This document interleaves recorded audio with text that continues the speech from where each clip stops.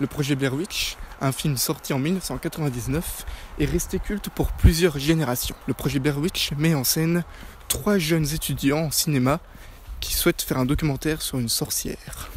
Ce film restera jamais gravé dans nos mémoires. Et je vais vous expliquer comment et pourquoi. Alors par contre, mon appareil n'a plus beaucoup de batterie. Putain. Et quoi de mieux pour vous parler de cette œuvre qui suit l'évolution psychologique, principalement des 3 protagonistes, que de me rendre moi-même dans une forêt. Et peut-être, qui sait, je rencontrerai moi aussi une quelconque légende. Une légende peut-être oubliée, mais qui, elle, perdure parmi les bois. Regardez, des corbeaux. Selon certaines croyances, les corbeaux sont signes de mauvais présages. Bon, comme je le craignais, mon appareil photo m'a lâché. Du coup, je vais continuer avec le téléphone. Super quoi. Super.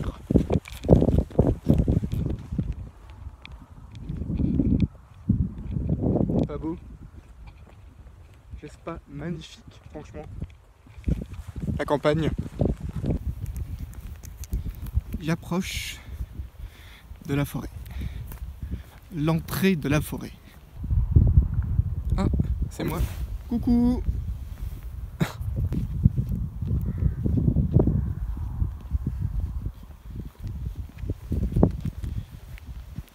soleil se couche déjà. Ah, nous y voilà. La forêt. Ouh. Wow.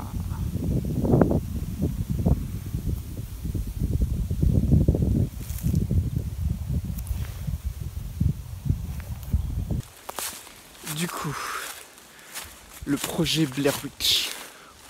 Un grand film avec un budget minuscule. D'abord aux alentours de 50 000 $, je crois. Le tournage a dû s'allonger, certaines séquences devront être retournées.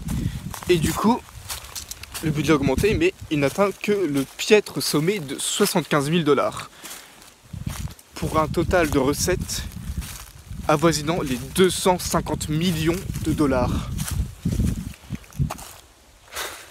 Ce qui place ce film parmi les 5 premiers films les plus rentables de l'histoire. Regardez. Serait-ce l'œuvre d'une sorcière? Non, juste des bûcherons de campagne, je pense. Oh, des champignons. Qui en veut? Une petite sauce forestière. Wow. Oh. Putain, dégueulasse. C'est vraiment immonde. Ah, partout, regardez. Je connaissais pas ça, moi. C'est dingue. Le soleil est par là. Si tu perds ton chemin, suis le soleil.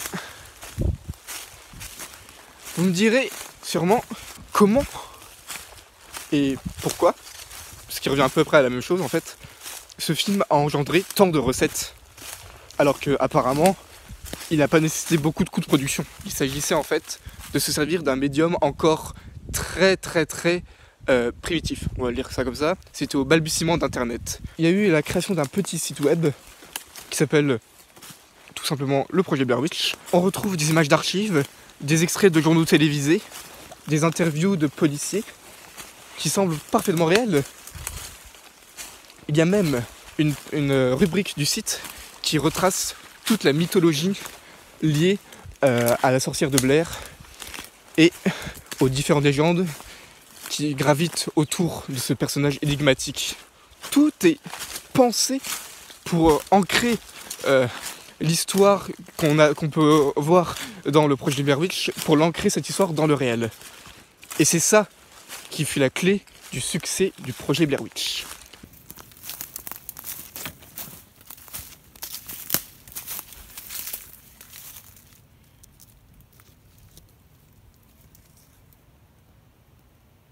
La boîte de production a même décidé d'aller encore plus loin.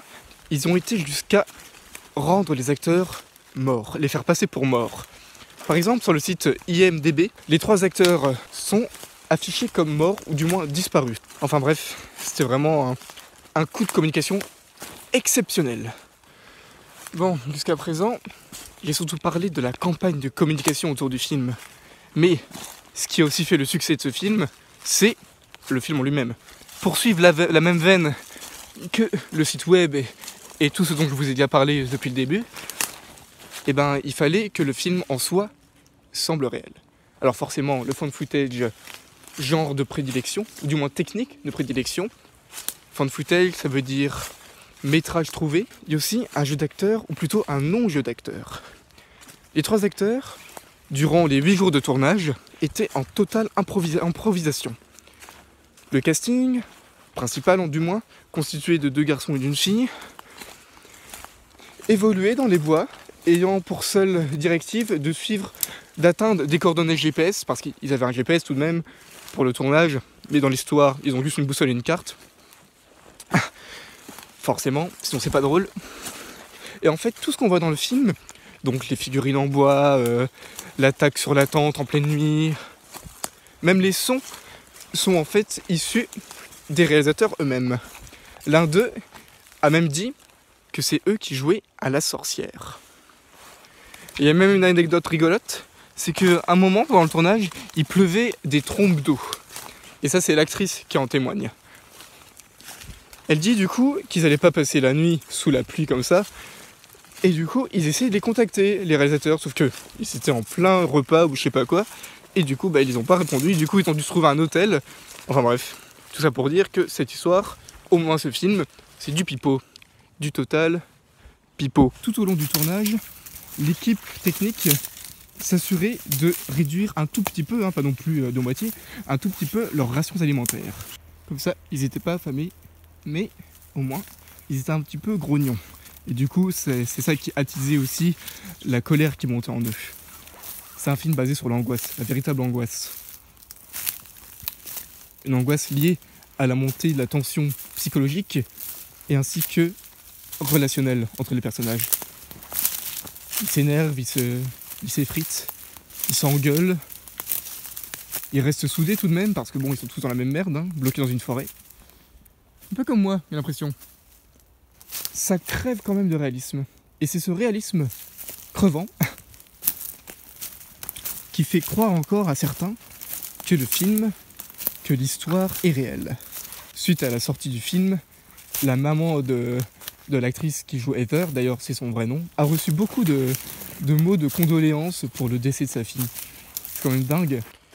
D'ailleurs, peu après la sortie du film, les gens se sont vite pris de colère parce que, attends, on leur avait menti tout le long de ce film, tout le long de cette campagne de communication extraordinaire. D'ailleurs, la boîte de production a voulu sortir un film très tôt, beaucoup trop tôt d'ailleurs par rapport au premier. Ça s'appelait Book of Shadow. Mais ce film a été totalement déprécié de la critique. Déjà parce qu'il abandonnait totalement le found footage qui faisait toute la caractéristique du film. Puis aussi parce que c'était de la merde, apparemment ils voulaient faire un truc trop époustouflant, mais ça a été raté. Voilà, c'est comme ça, c'est pas grave, on s'adapte.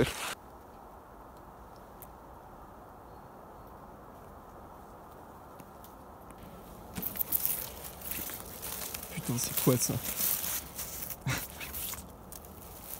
Et moi qui parlais de légende, what the fuck?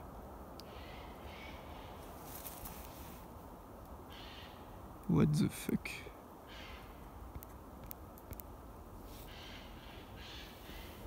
What the fucking fuck?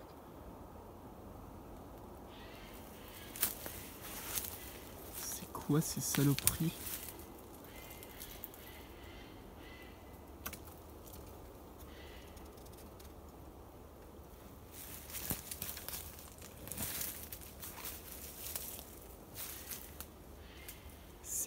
Bordel. Oh merde.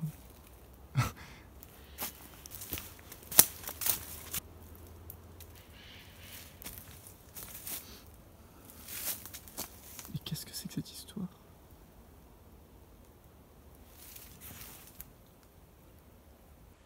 Ouais, je viens de tomber sur ça. Je suis super content, comme on dit dans le milieu. Il y en a 4 en tout.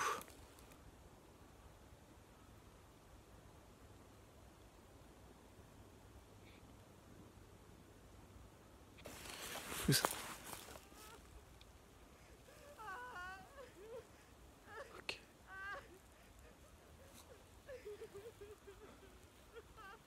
Bon, vous savez quoi? On va pas se laisser abattre. C'est que des bouts de bois, hein?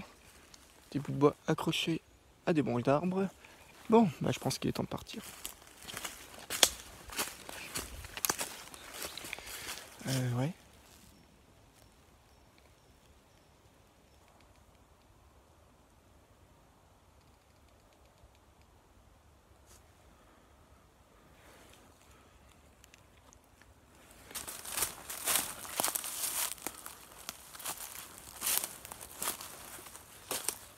Faut se faire tirer.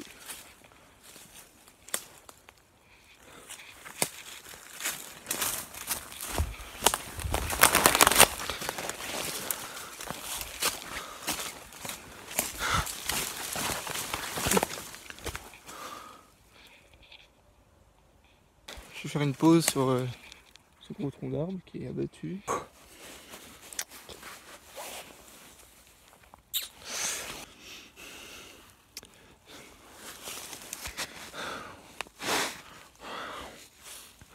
Je dois vous avouer, je sais pas où je suis.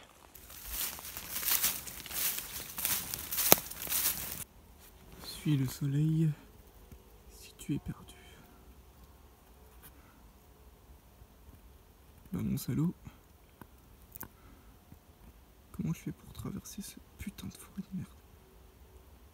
Merde. Merde. Je sais pas pourquoi je continue à filmer d'ailleurs. C'est complètement con, je veux dire. C'est pas ça qui va m'aider. Quelque part ça me rassure, je crois. Un peu comme Heather. Quand elle commençait à comprendre que ils étaient perdus, bah continue de filmer dans le film. Moi je suis pas dans un film. Regardez ce tronc d'arbre. Il est complètement avachi.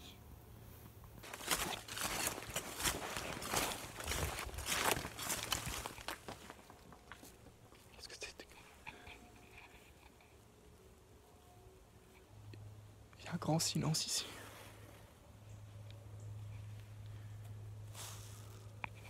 Regardez.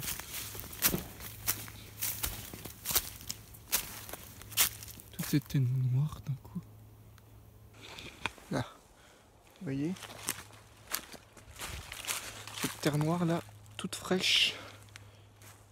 C'est bizarre quand même. Il y a plein d'eau dedans.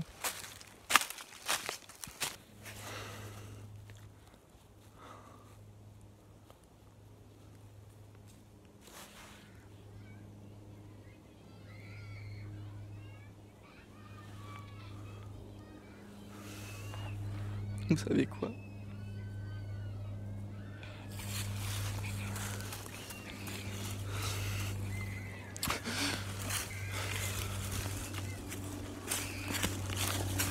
Je sais pas où je me trouve actuellement.